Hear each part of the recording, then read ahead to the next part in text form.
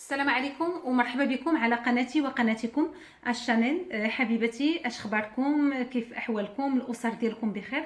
كنتمنى انكم تكونوا في احسن الظروف واحسن الاحوال وانكم بصحه جيده ان شاء الله. وكنوجه لكم الشكر، كنوجه لكم التقدير، كنوجه لكم المحبه، وكنقول لكم الف الف شكر على التعاليق الجميله، على كل المشاعر الطيبه والنبيله. الحلقه ديال اليوم انا غادي نقدمها تكون يعني حلقه خفيفه ظريفه، يا ربي انها تعجبكم. واحد الكريم جربته وجاب معايا نتائج جميله وعجبني بزاف بزاف، وبغيت انني نشاركه معكم. هذا الكريم هذا علاش كيليق الترطيب العميق، يعني اي منطقه عندنا في الجسم ديالنا جافه كنستعملوه في نفس الوقت مع الاستمرار ومع يعني المداومه. كتحسي بانك البشره ديالك كيتغير اللون ديالها، ما كتبقاش داك الداكنه، ما كتبقاش داك الغامقه، وكتحسي بواحد البشره صافيه وخاليه من الشوائب، وكتولي البشره ديالك يعني عندها واحد اللمعه جميله جدا.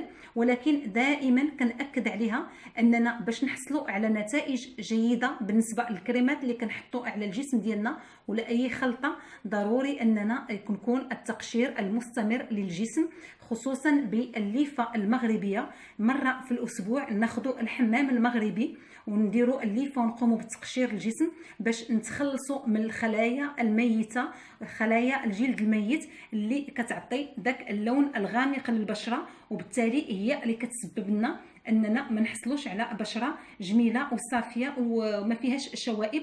واهم نقطه هي الترطيب، يعني الخارجي والداخلي، الى بغينا بشره صحيه وجميله وعندها واحد اللمعه. هذا الترطيب كيفاش كيكون؟ الترطيب بالكريمات اللي كنستعملوا من الخارج، يعني بحال دابا هادشي اللي غادي نحضره. والترطيب الداخلي هو شرب الماء بكثره، كنأكد عليها على الاقل لتر ونصف، يعني ماشي فوق ما نشعروا بالعطش عاد نشربوا، ولكن يولي عندنا شرب الماء عاده.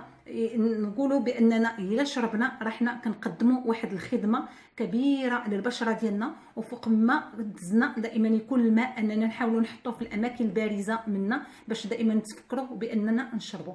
اذا على بركه الله غنقول لكم هذا الكريم هذا مناش كيتكون. غادي نحتاجوا الى كريم الجليسوليد، ولكن هذا الاصلي. غادي سالوني العديد من المتبعات باش كنعرفوا الاصلي من التقليد. الاصلي هو انك ملي كتفتحي العلبه ديالو كتلقاي هاد الكتابه هذه كتكون في الداخل ديالو، اما بالنسبه للتقليد ما كتكونش فيه الكتابه ديال الماركه. دونك اذا علبه غادي نحتاجوا الى كريم الجليسوليد، غادي نحتاجوا الى زيت اللوز المر، وغادي نحتاجوا الى البيو اويل او هاد الزيت هذه اللي الجميع راه ولا لحد الان ولا معروفه.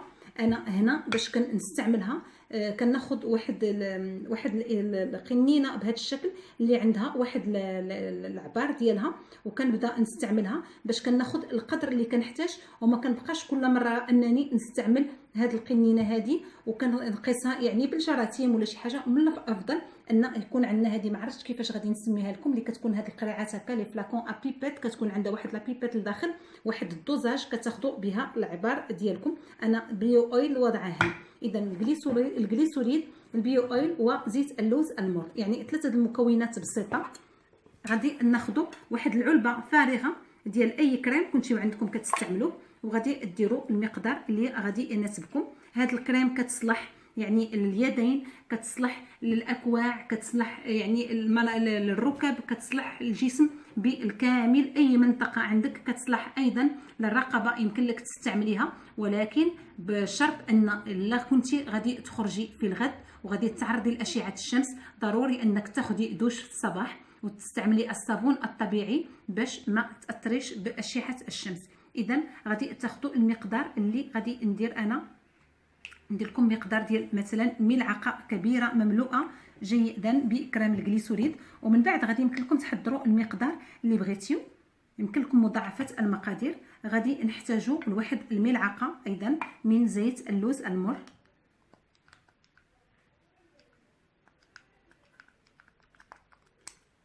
زيت اللوز المر معروف بالخصائص التفتيحيه والترطيبيه للبشره.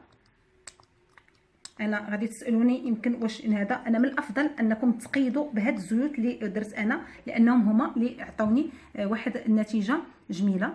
اذا كناخذوا هذا وناخذوا نفس المقدار او من زيت البيو اويل. هانتوما شفتيو، هذا هي الفائده ديالها، انكم عندكم العبار كيمكن لكم ما كتبقاوش انكم القنينه تستعملوها مباشره الاصابع ديالكم، وغادي تلوث لكم الزيت ديالكم. اذا نفس المقدار. ودابا غادي نقوموا بالخلط ديال المقادير حتى غادي نحصلوا على واحد الكريمه، يعني ملعقه من كل مكون.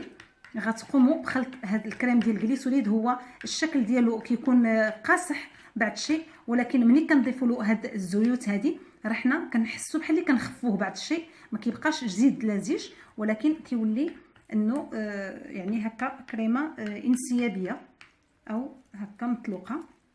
كتقوموا بالخلط الجيد حتى كتحصلوا كتجانس جميع المقادير فيما بينها، وكتولي عندكم كريمه متجانسه. اذا هذيك الكريمه المتجانسه هي في المساء اللي كتطبقوها على جميع المناطق ولا جميع الاجزاء ديال الجسم ديالكم، اليدين، يعني هاد المناطق هادو، الركب، يعني اي بلاصه بغيتوا انكم تحصلوا على بشره رطبه وصافيه وفيها لمعه ومتغذيه بعمق، كتستعملوا هاد الكريم هذا. كنتمنى ان هذا الكريم يكون يجيب معكم نتائج مرضيه ان شاء الله، ونتمنى بان الحلقه ديال اليوم كانت خفيفه وعجبتكم، وكنقول لكم الى اللقاء على قناتي وقناتكم الشانيل.